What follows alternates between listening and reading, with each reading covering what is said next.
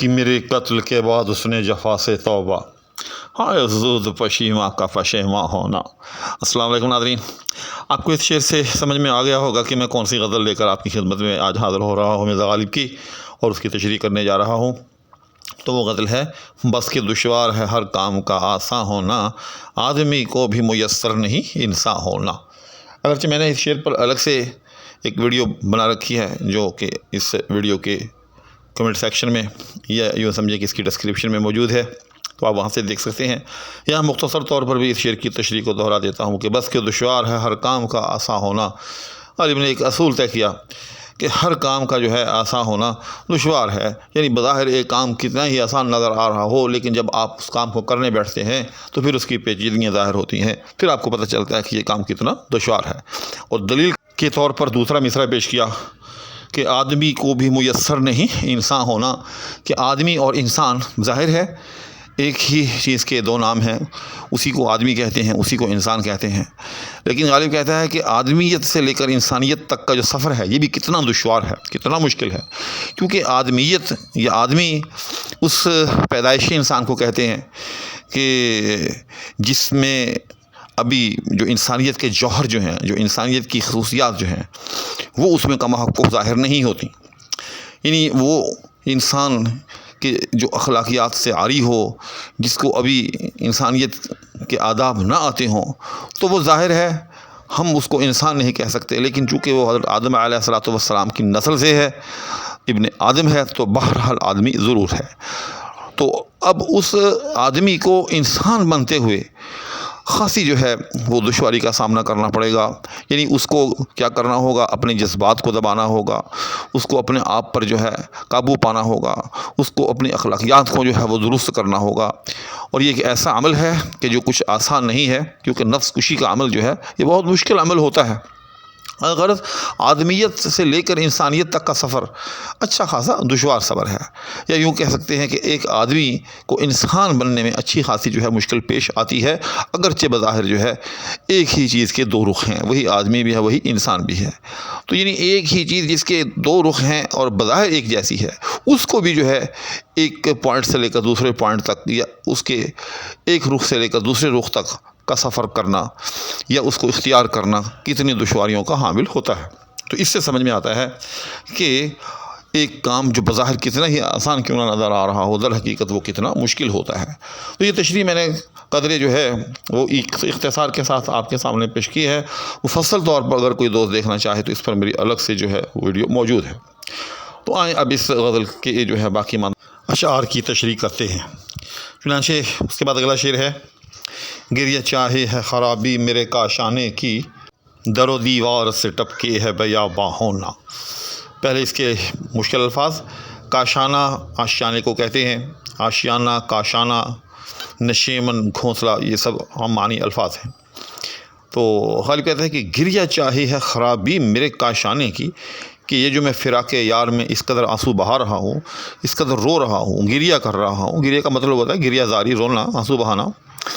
تو دراصل یہ میرے گھر کی جو ہے خرابی یا اس کی بربادی یہ اس کا سبب بننے والا ہے، یعنی میں اتنا زیادہ روؤں گا۔ آپ کو پتہ ہے کہ پانی جو ہوتا ہے، سیلاب جو ہوتا ہے، وہ کسی بھی مکان کے گرنے کا سبب بن جاتا ہے، تو غالب کہتا ہے کہ یہ گریہ جو ہے جب اس کثرت سے ہوگا، جس کے نتیجے میں میرے گھر میں چاروں طرف پانی ہی پانی جمع ہو جائے گا، اور پھر اس کے نتیجے میں کیا ہوگا، میرا گھر یا میرا کاشانہ جو ہے یہ تباہ یا گر جائے گا۔ دوسرا مصرع ہے، در و دیوار سے ٹپکے ہے بیاباں ہونا۔ تو ٹپکے ہے یہ ایہام کے طور پر ہے، چونکہ پہلے مصرعے میں گریہ ہے، غالب کی خوبی ہے کہ وہ بالعموم ایسے الفاظ لاتے ہیں کہ جن میں ایہام پایا جاتا ہو۔ اب دیکھیں کہ ٹپکنا جو ہے یہ قطرے کے لیے ہوتا ہے،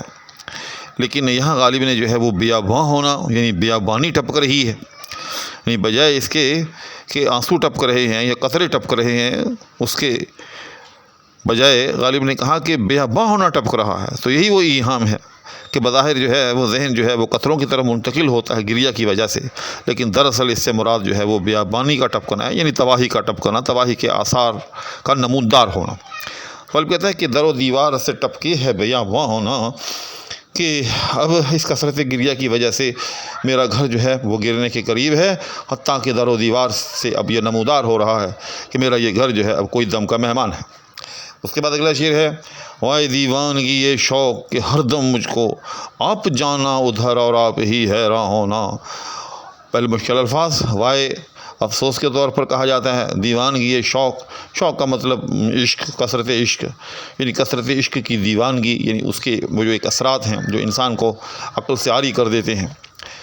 تو وہ جو کثرت عشق ہے اس کی جو دیوانگی ہے اس کے اثرات یہ ہیں کہ ہر دم مجھ کو آپ جانا ادھر، کہ خواہش وصل کے ہاتھوں مجبور ہو کر بن بلائے جو ہے اس کے کوچے میں جا نکلنا اور آپ ہی حیراں ہونا، پھر وہاں جا کر دیکھنا کہ دروازہ مقفل ہے یا دروازے کے اوپر جو ہے وہ دربان صاحب جو ہے وہ تشریف فرما ہے، وصل کی جو ہے وہ کوئی سبیل یا کوئی صورت نہیں ہے۔ چنانچہ پھر حیران ہو جانا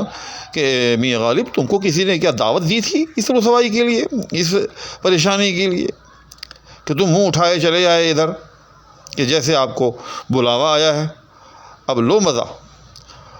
چنانچہ پھر آپ ہی حیران ہونا کہ میری عقل کو کیا ہو گیا ہے کہ میں اس طرح سے خود ہی جو ہے بن بلائے جو ہے وہ کوئی یار کے اندر دھکے کھانے کے لیے آ نکلا۔ اس کے بعد اگلا شعر ہے، جلوہ از بس کے تقاضائے نکاح کرتا ہے، جوہر آئینہ بھی چاہے ہے میگاں ہونا۔ پہلے اس کے مشکل الفاظ، جلوہ یعنی یار کا جلوہ، از بس کے یاد رکھیے گا کہ یہ ایک مکمل لفظ ہے، از بس کے کا مطلب ہوتا ہے چونکہ، یہ فارسی میں کہتے ہیں۔ تو چونکہ جلوہ یعنی یار کا جلوہ جو ہے تقاضائے نگاہ کرتا ہے، یعنی نظر کا تقاضا کرتا ہے، مطلب یہ ہے کہ حسن جو ہے وہ چاہتا ہے کہ کاش کوئی آنکھ ہو، کوئی اس کو دیکھنے والا ہو، کوئی اس کا دیدار کرنے والا ہو، کوئی اس کی رنگینیاں دیکھنے والا ہو۔ تو جب حسن یہ تقاضا کر رہا ہے تو حسن کے سامنے جو ہے وہ آئینہ ہے، یعنی محبوب نے آئینہ جو ہے وہ اپنے ہاتھ میں پکڑا ہوا ہے۔ تو آئینہ جو ہے اس کا جو جوہر ہے، جوہر آئینہ بھی چاہے ہے مدگاں ہونا۔ تو آئینہ جو ہے اس کا جو جوہر ہے، یہاں آئینے سے مراد یاد رکھیے گا وہ فولادی آئینہ ہے کہ جب اس کو حد سے زیادہ جو ہے وہ پالش کیا جاتا ہے تو اس میں نیل گوں قسم کی دھاریاں جو ہیں وہ نمودار ہونے لگتی ہیں۔ تو وہ جو نیل گوں قسم کی دھاریاں جو ہوتی ہیں وہ ایسے لگ رہا ہوتا ہے کہ جیسے کہ آئینے سے باہر نکل رہی ہیں، تو ان دھاریوں کو جوہر کہتے ہیں۔ تو وہ قدرے دھاریاں جو ہوتی ہیں وہ گولائی کی شکل میں ہوتی ہیں، بالکل اس طرح سے جس طرح سے میگاں جیسے آنکھوں کی پلکیں ہوتی ہیں، تو جس طرح سے پلکیں جو ہیں وہ گولائی کی شکل میں ہوتی ہیں، تو بالکل اسی طرح سے وہ نیل گوں دھاریاں جو ہوتی ہیں جن کو آئینے کا جوہر کہتے ہیں وہ بھی اسی طرح سے تھوڑی سی گولائی کی صورت میں ہوتی ہیں۔ تو غالب کہتا ہے کہ یہ جو فولادی آئینے کے اوپر نیل گوں قسم کی دھاریاں نمودار ہو رہی ہیں گولائی کی شکل میں، تو یہ دراصل جو ہیں یہ آنکھیں ہیں، یہ میگاں ہیں۔ یعنی آئینہ جو ہے وہ چاہ رہا ہے کہ میں جو ہے اس حسن کا جو ہے وہ جلوہ کروں، حالانکہ اب یار جو ہے وہ تو یا محبوب جو ہے یا جو وہ جو حسین جو ہے وہ تو آئینہ ہاتھ میں لے کر اپنے آپ کو دیکھ رہا ہے، لیکن اس کا حسن اس درجہ جو ہے وہ کامل ہے کہ آئینہ جو ہے وہ چاہتا ہے کہ میں بھی اس کا نظارہ کر لوں۔ یعنی وہ اپنے آپ کو تو آئینے میں دیکھ ہی رہا ہے، لیکن حسن کا تقاضا یہ ہے کہ اس کو دیکھا جائے۔ تو آئینہ جو ہے اس کے جو جوہر جو بظاہر جو ہے اس کے جوہر ہیں، لیکن وہ جوہر نہیں ہیں بلکہ اس کی وہ آنکھیں بن گئی ہیں، وہ میگاں بن گئی ہیں۔ یعنی آئینہ جو ہے وہی جو ہے اس کا جو ہے وہ نظارہ کرنے لگ گیا ہے۔ اس کے بعد اگلے شعر ہے، عشرت قتل گہے اہل تمنا مت پوچھ، عید نظارہ ہے شمشیر کا اریاں ہونا۔ پہلے سے مشکل الفاظ، عشرت قتل گہے اہل تمنا، یہ پوری کی پوری ایک ترکیب ہے۔ تو ہم اس کو اگر الٹا کر کے پڑھیں تو ہم اردو میں اس کا ترجمہ کر سکتے ہیں کہ اہل تمنا، عشرت قتل گہے اہل تمنا، اہل تمنا یعنی عشاق، قتل گاہ یعنی وہ جگہ جہاں قتل کیا جائے، عشرت یعنی آرام اور سکون، کہ جو اہل تمنا جو ہیں، جو عشاق جو ہیں، ان کو اپنے محبوب کے ہاتھوں قتل ہونے کی تمنا کی شدت مت پوچھ، حتیٰ کہ عید نظارہ ہے شمشیر کا اریاں ہونا، حتیٰ کہ جب محبوب کے ہاتھ میں انہیں تلوار جو ہے وہ اریاں نظر آتی ہے، نیام سے نکلی ہوئی نظر آتی ہے، انہیں جب اس بات کا اشارہ ملتا ہے کہ اب محبوب جو ہے وہ گردن اڑانے کو ہے، تو انہیں وہ جو شمشیر جو ہے وہ دراصل ہلال عید کی طرح جو ہے وہ نظر آتی ہے، عید نظر آ رہا ہے۔ شمشیر کی نسبت سے یہاں عید جو ہے دراصل ہلال عید کی طرف اشارہ کر رہا ہے کہ جس طرح سے عید کا چاند جو ہے وہ جب نظر آتا ہے تو اس سے پتہ چلتا ہے کہ اب کل کو عید ہے، کل کو خوشی کا دن ہے۔ تو اسی طرح سے جب محبوب کے ہاتھ میں شمشیر جو ہے وہ عریاں نظر آتی ہے، جو کہ قدر گلائی میں ہوتی ہے، بلکہ بالکل وہ ہلال عید کی طرح ہوتی ہے، تو بعین ہی جس طرح سے ہلال عید کو دیکھ کر عام